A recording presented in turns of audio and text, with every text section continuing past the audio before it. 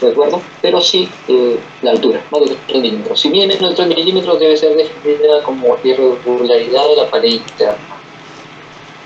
¿De acuerdo? Entonces aquí nosotros tenemos una imagen, vemos una proyección, la medimos la base y medimos también la altura, porque es importante medir la altura para definir si es una papila o solo una irregularidad. Si tiene más de 3 milímetros se considera ya un componente sólido. Entonces, si a mí me pregunta del Landex, por ejemplo, máxima medida de componente sólido, me importa saber cuánto tiene de base porque esta puede ser la máxima medida. Entonces hay que tomarlo en cuenta para la medición. Como es la pared interna, ya vimos que puede ser lisa, puede ser irregular, puede tener solo una irregularidad, y es suficiente para ser considerado irregular, o puede tener muchas irregularidades. El contenido, la característica puede ser completamente anicogénico, puede ser de bajo nivel, puede ser como vidrio merilado, puede ser hemorrágico, puede ser mixto, o sea, clásicamente como un teratoma. Algunos ejemplos aquí, tenemos un contenido anicogénico y un contenido como vidrio merilado. ¿De acuerdo? Entonces el vidrio merilado nos recuerda rápidamente a un endometrioma. Un contenido hemorrágico y un teratoma en el cual el contenido es mixto. La imagen de un teratoma es clásica, entonces ahí les pongo un teratoma muy clásico con su nódulo hiperecogénico que tiene unas partes que brillan mucho, dispersas. Eso nos está mostrando son pelos. Lo que estamos viendo ahí son pelos y por eso se ve esa imagen al ultrasonido. Entonces ese es el teratoma clásico que hay que tener en la mente. Ver esa imagen es igual a decir teratoma. En cambio vemos otra imagen y decimos, esto es un quiste hemorrágico. Ascitis se define solamente si el líquido pasa el fondo del útero. ¿De acuerdo? Hay que tenerlo claro también. Entonces vamos a tener dentro de los quistes son loculares, que van a ser loculares,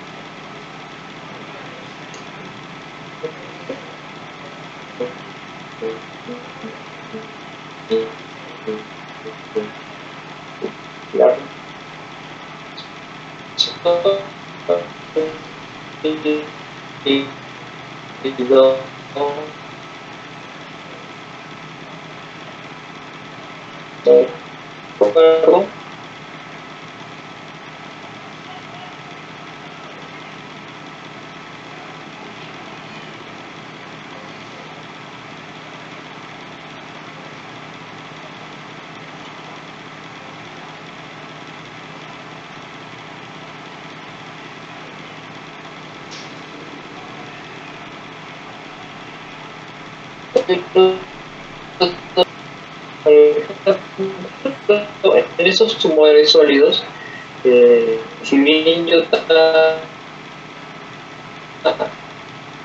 en su documento para la definición pero no fue muy claro, si lo fue, pues hay que tomar en cuenta el borde externo también, que debe ser regular o irregular. Algo que tenemos algunos ejemplos de algunos tumores que tienen muy sólidos. El score Doppler siempre fue un problema.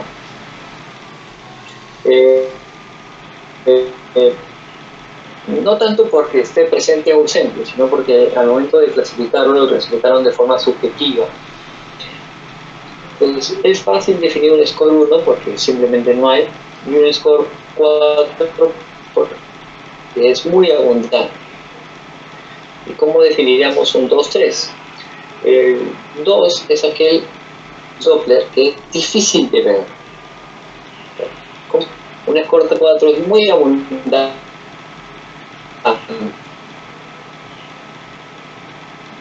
extremadamente abundante, en el cual no vemos ningún flujo. Un score 2 en el cual vemos un poco de flujo con dificultad. ¿Ok? Flujo más abundante. Entonces, tenemos que IOTA ya nos definió algunos términos. Ahora, ¿cómo utilizamos eso? ¿Para qué uso IOTA yo? ¿Qué es lo que me interesa?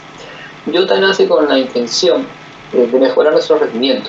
Sí, si yo soy un experto, pues mi rendimiento es alto, porque soy experto, he visto muchas masas, sé las histologías finales y puedo no equivocarme. Pero si no lo soy, ¿qué hago? Entonces ahí es donde entra IOTA. IOTA lo que hace es mejorar nuestro rendimiento. Y la primera herramienta que IOTA nos da es esta. O sea, vamos a utilizarlas en este orden.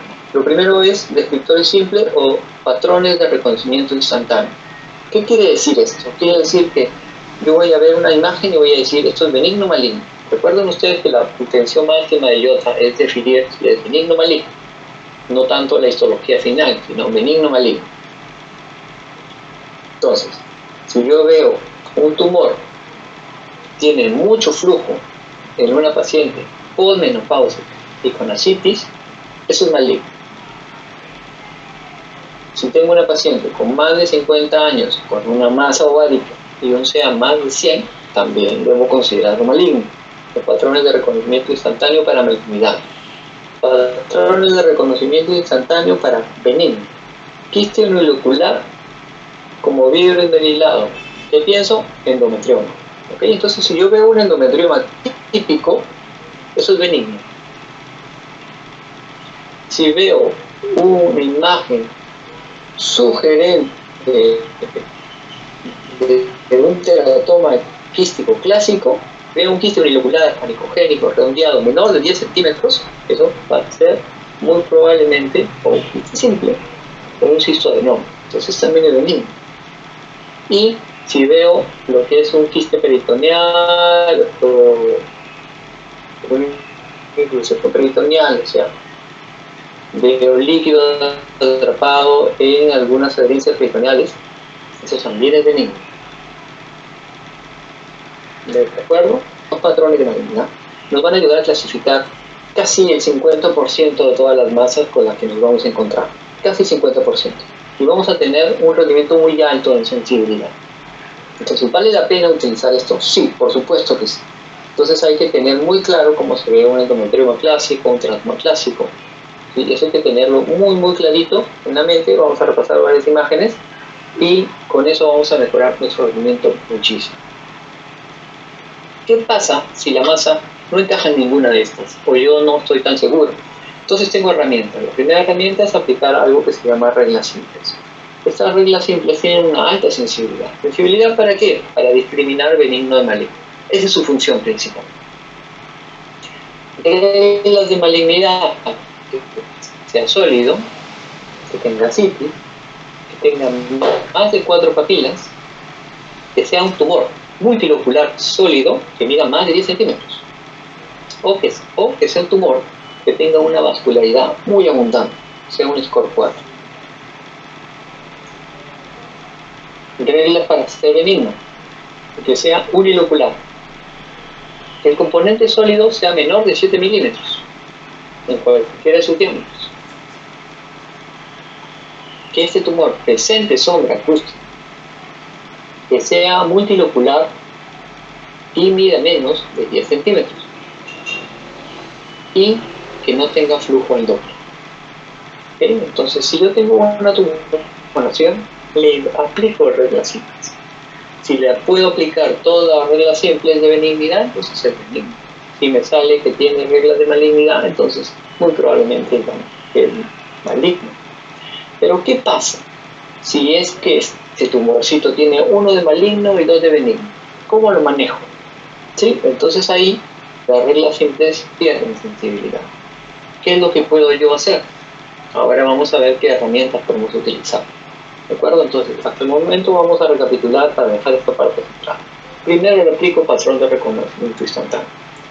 2 definiciones claras para la malignidad y de ahí identificar quiste simple, endometrioma, teratoma y quiste de inclusión peritoneal.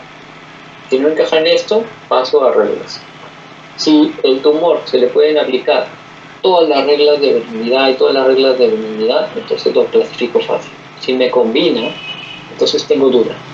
No debo aplicar ahí reglas simples, debo pasar a lo siguiente. ¿Qué sería lo siguiente? Bueno, podría pasar a un experto. ¿Qué? Tengo dudas con esta masa, ¿tú qué opinas? Pero Jota desarrolló otras herramientas. Inicialmente desarrolló lo que se llama la regresión L2. Actualmente ya casi no la usa nadie, entonces no la vamos a realizar, además que es engorrosa. Tenemos un mejor elemento discriminatorio que es el ADMEX. Así que vamos a centrarnos en la calculadora de riesgo. ¿Sí? O sea, lo que calcula es la probabilidad de malignidad basada en características de la tumoración. Fue demostrada en este estudio en 2014 en una cantidad de masas realmente impresionante, o sea, casi 6.000 masas ováricas evaluadas. Lo que nosotros podemos ver es cómo se construyó la cantidad. Entonces vemos ahí que tenemos tumores benignos, borderline, estadio 1, 2, 3, 4 y metastasis. Ahora, dependiendo qué tipo de tumores y en qué estadio están, algunas características cambian. Entonces eso lo toma en cuenta al momento que uno va indexando las cosas. Por ejemplo, cuanto más sólido es un tumor, más probabilidades que sea borderline o maligno avanzado. Otro ejemplo, si tiene muchos lóculos, eso fue mucho más frecuente en quién? En los borderline y en los estadio 1. Porque son esta característica de tener muchos lóculos va a tener el riesgo de borderline más alto. Los tumores que tenían sombra acústica, en su gran mayoría, fue característica de benignos. ¿De acuerdo? Entonces, de esa forma fue que se construyó este asunto del ADMEX. Entonces, el ADMEX nos va a dar información. Nos va a decir riesgo de que sea benigno o de que sea maligno. Y además, ese riesgo de malignidad lo va a subdividir. ¿Lo va a subdividir en qué? En que puede ser un borderline, un estadio no avanzado y un estadio avanzado o un tumor metastásico. Pero resulta da información. ¿Da información para qué? Para la manera como se va a manejar ese paciente. Ustedes van a ver que el primer paso es siempre identificar si el tumor es benigno. Ese es el primer paso. Y para eso lo que yo debo hacer es primero aplicar descriptores simples, o sea, patrones de reconocimiento instantáneo. Si para mí es un teratoma, no le hago ADMEX. Si para mí es un endometrioma clásico, no le hago ADMEX. De eso se trata. ADMEX lo aplico a aquellos en los cuales yo tengo la sospecha o la duda de que este tumor no es benigno. Muy bien, estas son las características que el ADMEX considera, ¿no? El ADMEX es una calculadora de acceso gratuito. Uno entra a la página de Jota, entra a la calculadora de ADMEX y lo tiene. Lo único que tiene que hacer es ingresar los datos. ¿Cuáles son los datos que se consideran? Le da al paciente el hecho de que haya sido referida a algún centro oncológico, que haya sido evaluada ya en un centro oncológico, el máximo diámetro de la lesión, el máximo diámetro de la parte sólida de la lesión, si tiene más de 10 lóculos, el número de papillas, si presenta sombra acústica, si hay ascitis y el CA 125. Entonces el ADMEX ya combina no solamente marcadores ecográficos, sino también datos de historia clínica, como son edad, que haya sido evaluado por oncólogos, y el CA 125. ¿Okay? Podemos aplicarlo con y sin CA 125, no hay ningún problema, pero si baja la sensibilidad. ¿Por qué? Porque el CA 125 nos va a permitir diferenciar especialmente los estadios. ¿De acuerdo? O sea, puede ser que el riesgo de malignidad sea casi el mismo, pero me va a poder diferenciar entre si es más borderline o si es un estadio 1, 2, 4. Algunos ejemplos clásicos que están en el computador. Vamos a ver cómo nos refleja el riesgo el daño. Uno va a decir riesgo de malignidad 95%, riesgo de benignidad 4%. Nosotros vamos a decir riesgo de malignidad 40%, riesgo de malignidad 50%. Y ese riesgo de malignidad nos va a decir para qué va más. ¿Sí? Por ejemplo, nos dice es más probable que sea un borderline o que sea un estadio 1. O sea, que no es más probable que sea un estadio avanzado. ¿Okay? Entonces, este flujograma en el cual nosotros tenemos dos extremos, en el que tenemos masa ovárica benigna y maligna, y para diferenciarlos vamos a ver que tenemos varias herramientas. El ADMEX se muestra como una buena herramienta, en aquellas masas en las cuales podemos tener algún tipo de duda sobre su naturaleza. Pero aquellas que son, y recalco esto, que son clásicas, ¿no? Trioma, teratoma, quiste simple y los marcadores de malignidad, no deben pasar por ahí, porque nosotros podemos muy fácilmente dar un veneno. Ahora, IOTA versus el resto del mundo. Este es uno de los últimos metaanálisis que se han hecho sobre el rendimiento de IOTA. Y vemos nosotros que el rendimiento como prueba diagnóstica, o sea, la capacidad para diferenciar el mismo maligno de IOTA en todas sus versiones, es superior. Superior a todo lo que nosotros podamos realizar. ROMA, RMI, que son otras maneras de valorar, pero vemos que el rendimiento de experto sigue acercándose a IOTA. ¿Sí? O sea que si yo utilizo AMEX para valorar todas mis masas, probablemente mi rendimiento va a ser muy semejante al experto. Y eso es algo extraordinario de lograr. Por eso, la metodología IOTA es hasta el momento la que tiene los mejores resultados en el mundo. ORRATS. ¿Qué es el ORRATS? El ORRATS es un esfuerzo mancomunado en ponerse de acuerdo. IOTA, que es básicamente europeo, y los Estados Unidos, ¿no? Estados Unidos utiliza mucho la metodología de BIRATS para todo, y de esta forma IOTA lo que ha hecho es adaptarse al BIRATS de Estados Unidos. Entonces han empezado a definir cosas y han empezado a diferenciar, se han adaptado al BIRATS, ¿de acuerdo? Entonces no es una nueva clasificación, es una manera distinta de reportar lo que IOTA ya ha ido demostrando. Más aún, si nosotros vemos que el punto de corte para empezar a diferenciarlo más sigue siendo 10%, entonces estamos extrapolando los resultados de AMEX, en los cuales el 10% se considera como el riesgo para que esa masa sea considerada como un riesgo. ¿Okay? Entonces lo que se hizo en esta metodología del ORRATS fue dividir las características. Estas características se ven ahí las que tienen un bajo riesgo, menos del 1%, de 1 a 10%, de 10 a 50, más de 50. Cada una de ellas fue dando un riesgo y fue entrando en una clasificación. Y la clasificación final es esta. Nos presenta una tabla sencilla de entender. ¿Sí? O sea, cuando yo diga ORRATS 3, entonces en nuestra mente va a venir la clasificación de mama, y me decir, probablemente benigno. Okay. ORRATS 4, entonces probablemente maligno. ¿De acuerdo? El detalle específico está escrito ahí, vamos a pasar al siguiente. Pero si yo me intento comunicar con quien sea, va a ser más sencillo, a que yo le ponga ADMIX 12%, 11% o algo así, o darle una descripción amplia del tipo de imagen que estoy visualizando. Basado en esto también es que ellos establecen un posible manejo. Si bien es cierto de que los resultados de ORRATS y la clasificación y el manejo que ellos están proponiendo no ha sido evaluado a largo plazo, todo está basado en estudios retrospectivos y básicamente en que se ha hecho en IOTA. Es una manera de ver que probablemente se mejore, se puntualice, se perfeccione a lo largo de los años, pero por el momento parece una alternativa que tiene muchísimo sentido y está basada en muchísima evidencia. ¿Okay?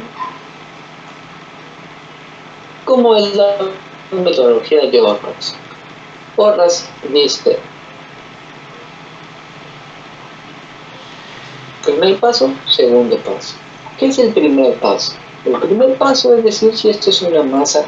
Primero, si es un ovario normal. Si tiene imágenes funcionales, también es normal, así que pasa por aquí. Y en ese momento, yo debo aplicar mis descriptores simples, mis patrones de reconocimiento instantáneo. O sea, ahí yo voy a identificar si es teratoma, si es endometrioma, si es un quiste simple. En ese momento. Entonces ahí ya cubrí casi el 50% de todas las chicas. ¿De acuerdo? Si no entra en eso, entonces paso al siguiente paso. Orras 1, ¿qué cosa es? No valor normal, una imagen con imágenes funcionales. Una imagen funcional, ¿cuál es? Un folículo. El folículo se define en el ecogénico de menos de 30 milímetros. Un cuerpo lúteo, de todas las formas que ustedes imaginan, un cuerpo hemorrágico, un cuerpo lúteo quístico, un cuerpo lúteo sólido, toso, orrantoso. Quiere decir, imágenes muy probablemente benignas, con un riesgo calculado al menor del 1%. Quiste simple, o sea, un quiste que mide más de 3 centímetros, pero menos de 10. El número 10 es muy importante. Lesiones clásicas, ahorita las vamos a ver, y quiste simple. Vamos a revisar un poquito de eso. Entonces, un quiste simple es un quiste ocular, anecogénico, con bordes lisos, pared internaliza sin una parte sólida. Simple, entre 3 y 10 centímetros. Internaliza, pero su ecogenicidad va a ser de bajo grado. Igual sigue siendo 1/2. Ahora, si yo tengo imágenes clásicas, ¿cuáles son las imágenes clásicas? Una imagen típicamente hemorrágica, un quiste dermoide de un teratoma menor de 10 centímetros, tal vez 10 centímetros. Un endometrioma clásico menor de 10 centímetros. Y aquí empiezan masas nuevas. Quiste paratubárico, quiste de intrusión peritoneal y hidrosalpix. ¿Okay? Entonces, aquí estamos entrando en otro tipo de masas. Entonces, ya no solamente ováricas, sino anexiales en realidad. Ya, si yo me encuentro una masa anexial que es un hidrosalpix, por RAT2, si es paratubárico, RAT2. Bueno, es una novedad. Entonces, un quiste hemorrágico, fibrinoide, el coágulo de contracción. Un teratoma, puede ser un teratoma muy clásico como este, ¿sí? Tiene una parte anicogénica y tiene partes hipercogénicas, se ven esas líneas hiperecogénicas que tienen pelitos. O puede ser una imagen un poquito más compleja, pero que todavía sigue siendo un teratoma, si se dan cuenta. Lo que persiste siempre es la cantidad. En este caso lo que hay es más zona hiperecogénica, pero igual tenemos esa línea, esa interfaz producida por los pelitos, que eso es lo que brilla. El clásico endometrioma. Les pongo esta imagen porque este es el endometrioma sí o sí, porque son dos ovarios que están juntitos, difícil. Están juntitos los dos en la parte posterior del ovario, endometrioma. Quistes paratubáricos, imagen quística, al costado del ovario, los ovarios están ahí, quística. Hidrosalpix, ¿sí? Con sus clásicos pseudotabiques, imágenes con unos nodulitos inflamatorios en la pared interna. ¿Sí? A veces lo podemos confundir, ¿no? con una tumoración multilocular con pared interna irregular. Podríamos confundirlo con eso. El secreto está en buscar siempre el ovario. No importa lo que yo vea en el anexo, tengo que buscar siempre el ovario porque puede estar el ovario por ahí y es una masa especial. ORRA 3. El ORRA 3, en este caso vamos a ver, ¿se acuerdan de 10 centímetros? Muy bien, aquí van a estar todas las imágenes que hemos visto anteriores que podríamos considerar clásicas, pero que tienen más de 10 centímetros de tamaño. ¿Sí? Entonces esas nos vamos a pasar. Podemos tener una imagen multilocular, ¿sí? Que mide menos de 10 y puede tener, no puede tener doble, debemos considerar aquí, mide menos de 10.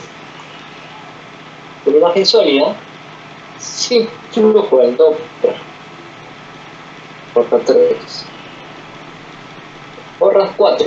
En el ORRA 4 vamos a encontrar imágenes que tienen más de 10 centímetros, tienen mucho flujo del Doppler y todo sólido. Por ejemplo, tenemos esta, ¿no? Imagen multilocular con abundante flujo del Doppler mayor de 10 centímetros, ORRA 4. Imágenes muy multiloculares con paredes internas irregulares, no importa el score Doppler, también debe ser considerada un ORRA 4. Y imágenes que tienen componente sólido y ese componente sólido tiene flujo al Doppler. ¿Ok? Por ejemplo ahí, ¿ven? Irregular, pupilitas, 1 a 3 papilas, local Doppler, imagen sólida con local Doppler. Y el LoRa 5, aquí para recalcar el número de papilas, más de 4, con su flujo, LoRa 5, multilocular con componente sólido, no importa el tamaño, si tiene flujo sólido con flujo del doble abundante de 5, un sólido que tiene un borde externo irregular, recuerda que dije lo del borde externo, que en definiciones no lo definió con mucha, no lo acentuaron tanto esa definición, aquí sí, aquí importa. ¿Sí? Entonces yo tengo una masa sólida que es irregular su borde externo, es LoRa 5. Y se encuentran nódulos peritoneales, así que con nódulos peritoneales asociados con la masa. Muy bien, algunos ejemplos. Por ejemplo, encontramos unos 3, 4, no importa el tamaño de la masa, no importa, pueden medir 2 centímetros, 3 centímetros, pero eso lo que considerado LoRa 5. Por ejemplo, gran vascularidad, multilocular, con zona sólida y con flujo abundante.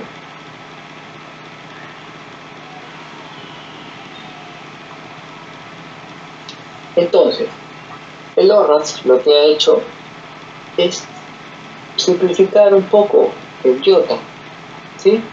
Significa que entonces yo ya no debo utilizar nada que iota hizo antes y solo debo quedarme con LoRa. No significa eso. Significa que tenemos que seguir la secuencia. La secuencia de iota siempre fue descriptores simples, o sea, patrones de reconocimiento instantáneo, y luego pasar a algo que nos ayude a diferenciar el riesgo.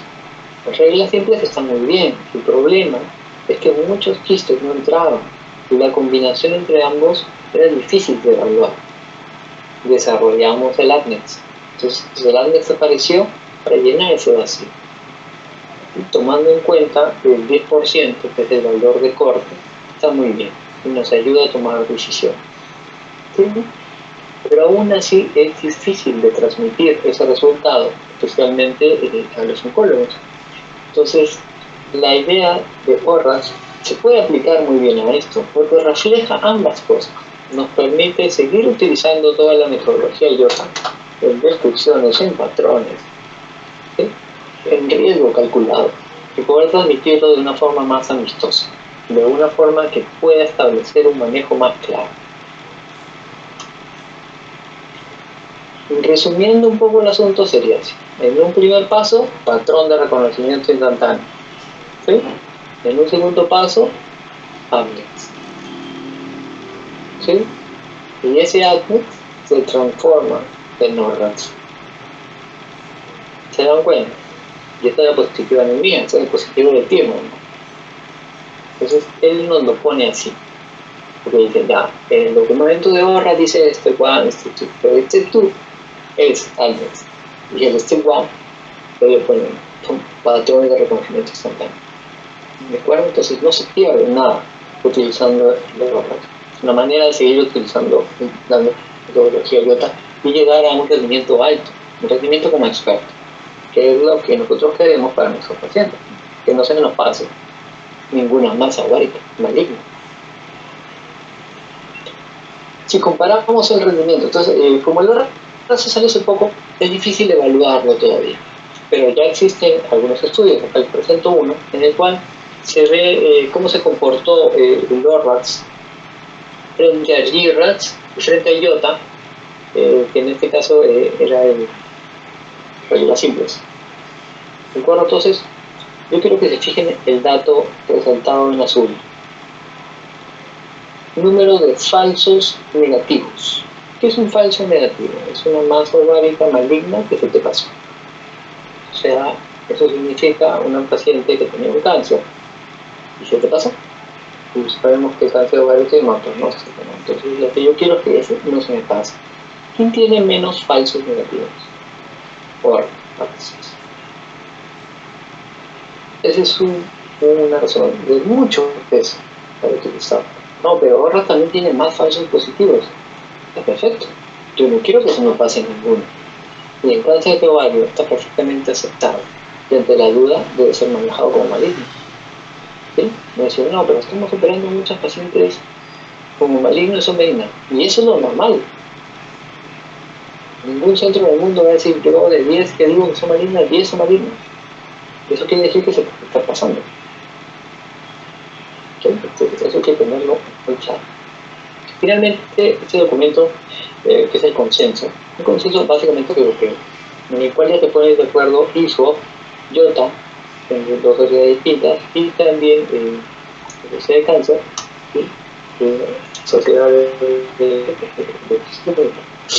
Ahora, lo importante de este consenso, documento extenso, pero le pongo ahí lo más importante, es uno, que siempre debemos utilizar alguna manera de graduar el riesgo, si no somos expertos. Si somos expertos, el experto es lo mejor. De todas las maneras en las cuales nosotros podemos valorar el riesgo de una masa ovárica, es mejor utilizar IOTA. Como es un consenso europeo que no hablan de oro, todavía. ¿Saben eso qué quiere decir? Que la metodología de IOTA está por encima de RMI, de Roma, de utilizar PA aislado, de utilizar proteína epidemial 4 aislado, está por encima de todo eso. Pero es el mejor modelo para diferenciar benigno de maligno. ¿Cuál debería ser el punto de corte? Ellos recomiendan en Europa 10%, calculado a través de la calculadora IOTA Atlas. Y nos proponen este flujograma. Devolvemos nuestra masa, veamos si es benigna, si no es benigna, entonces aplicamos IOTA Atlas y calculamos su riesgo, lo podemos reportar como órganos, porque ya sabemos más o menos cómo se maneja el órgano. Y de acuerdo a eso establecemos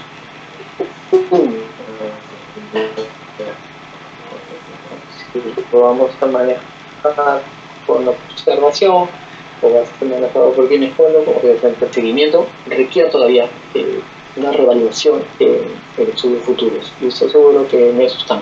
Pero seguramente requerirá algún ajuste, pero va muy bien. Yo creo que va a ir muy bien. Eso es todo. Muchas gracias. A ver, si tienen alguna pregunta, espero que sí, para poder ampliar un poquito más este tema.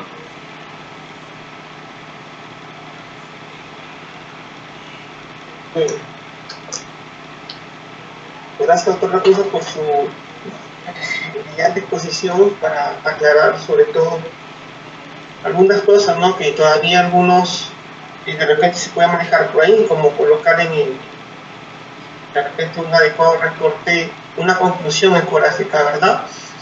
Bien, vamos a dar ¿puede dejar de compartir pantalla, por favor? Sí.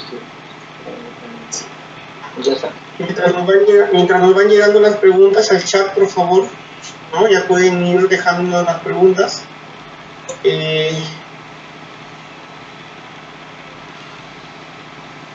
Para hacer la invitación a los colegas, ¿no?, que quieran afiliarse a la sociedad, al sponsor y al Piura, ¿no? Entonces, ahí están los requisitos. Es $50 de inscripción más $50 de costo anual, ¿no? Son 400 soles lo que van a invertir para unirse a la sociedad, ¿verdad? También aprovecho la oportunidad para invitar a todos los miembros de la sociedad, a todos los ginecólogos en general, usted lo mencionó, doctor, al tercer curso nacional de cetología, diagnóstico y manejo de la patología estructural, a llevarse a cabo el día 27 y 28 de noviembre de este año, ¿no? Pero también hay que mencionar que los socios que están hábiles, los socios hábiles se pueden inscribir libremente, ¿no? Y los médicos residentes también libremente, ¿no? Hasta el 20 de noviembre. Y a partir del 21 de noviembre el costo va a ser de $50 para médicos residentes, para socios hábiles $50 y para los que no son socios $100. Entonces, vamos a promocionar, a incentivar la inscripción a la sociedad, ¿no? Para tener más uso, ¿verdad? Bien, dejo de compartir pantalla para ir a las preguntas. Bien, doctor Lacunza, la primera pregunta que nos podríamos plantear acerca de lo que es el IOTA o sobre el tema de tumoraciones ováricas, ¿no? Es ¿cuál sería la optimización del equipo para hacer Doppler en una masa ovárica? O sea, con respecto al PRF, velocidades, etcétera, ¿no? ¿Cómo yo como ginecólogo especialista tengo que optimizar con mi equipo, si es que tengo un equipo que hace Doppler?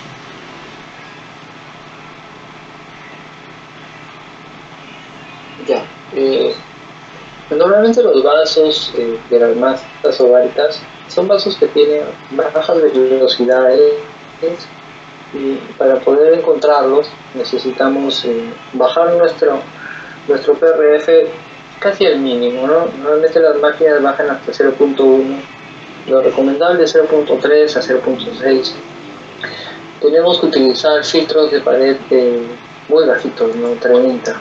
De lo contrario podemos borrar el Doppler. Sí es cierto, la tecnología de nuestro equipo importa mucho. O sea, los nuevos equipos tienen Dopplers muchísimo más sensibles y realmente se ve mucho más que antes, ¿no? O sea, las nuevas tecnologías es algo impresionante lo que ha avanzado el Doppler en muchos equipos y esto hace que sea más fácil de poder evaluar. Si ustedes tienen acceso pues a algún equipo de alta gama que tenga detección de alta definición de baja velocidad, que se llama el slow flow, van a ver pues todos los vasos que existen ahí, va a ser mucho más sensible. Ahora, eso plantea un problema. El problema es, no es lo mismo un 3 en un buen equipo que un 3 en un mal equipo. Bueno, no digamos mal, un equipo menos sencillo. Y eso estoy seguro que en estos años va a necesitar ser modificado, ¿no? Pero si trabajamos en el mismo equipo, que es lo ideal, podemos nosotros, como expertos, dar nuestra opinión del Doppler que estamos viendo, porque finalmente es una subjetiva.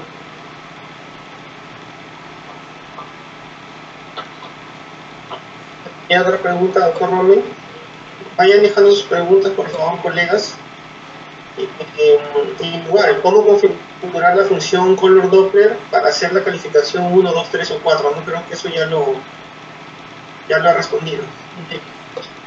Acá nos dejan la pregunta, bueno, nos felicitan por su exposición y nos preguntan cuál es la tumoración ovárica sólida más frecuente en pacientes posmenopáusicas.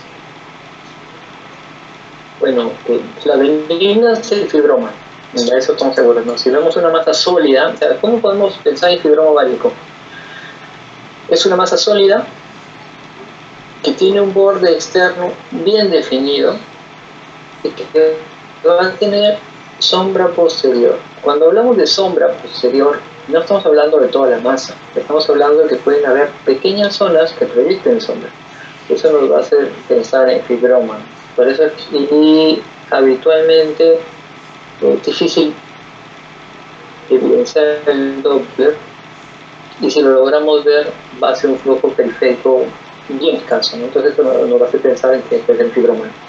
Y ahí la otra sólida ya sería perfectamente maligna. Ahora, ver una masa ovárica maligna, o sea, un cáncer de ovario sólido, totalmente sólido, es muy raro. Normalmente las masas son mixtas, o sea, tienen mucha parte quística y sólida cuando estamos hablando de malignante. O sea, ver un tumor sólido, de posmenopáusica, que sea maligno, es bien difícil, normalmente son heterogéneos. Bien, aquí tenemos otra pregunta. Doctor, buenas noches. Una vez hecha la clasificación ACNES, el cual me da la posibilidad porcentual de benignidad o malignidad, ¿puedo tomar ese porcentaje para hacer la clasificación ORAS? Sí, es una manera. O sea, yo calculo el riesgo y según eso digo, si me sale 12%, ya paso a ver. Eso lo puedo hacer. Sin embargo, La pregunta sirve para dejar algo puntual. Por ejemplo, si tú tienes una masa multilocular sin flujo al Doppler, da un riesgo como de 7-8%. Pero si tú le aplicas el lodo RAS, te la va a mandar a ahorro 4 por los 10 centímetros, ¿ya? Al margen del Doppler. Entonces, yo les recomiendo que apliquen ambas cosas. Calculen el riesgo por Andes y luego ejecuten ahorros. Porque el ahorro, al tener Doppler, al considerar el Doppler dentro de la clasificación, logran mandar algunas masas solamente por Andes serían 3, las mandan al 4.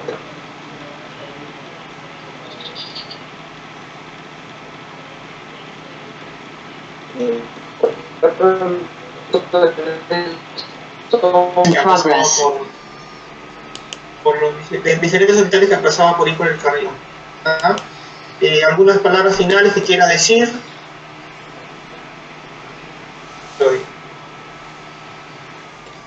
Primero, agradecer a la sociedad, a la filial Piura, a tu persona, Marlon, por invitarme a brindar este tema tan de moda. Sé que el tema es muy extenso, sé que hay muchas preguntas, sé que podríamos ampliar el tema de otras formas y espero que alguna vez se pueda revisar, quizás, no sé, pues, revisar puros casos, esto ayudaría mucho a la gente a mejorar. Pero me parece que lo más importante de este tipo de conferencias es que volvemos a intercambiar conocimientos, nos mantenemos actualizados. No saben ustedes lo afortunados que son de poder intercambiar conocimientos con tanta facilidad ahora con esto de la medicina, sí, realmente muy bueno, ¿no? Antes era muy complejo, había que irse a otro país a recibir conferencias y eso lo hacía difícil. Entonces creo que esto está muy bien. Me alegro por Piura, es una ciudad que quiero mucho y a la que espero volver porque me gusta estar ahí. Es un buen lugar donde hay muchos buenos amigos. El 24 de noviembre va a ser nuestra próxima reunión, va a ser la tercera sesión del Expo Filial Piura y con esto vamos a cerrar el año.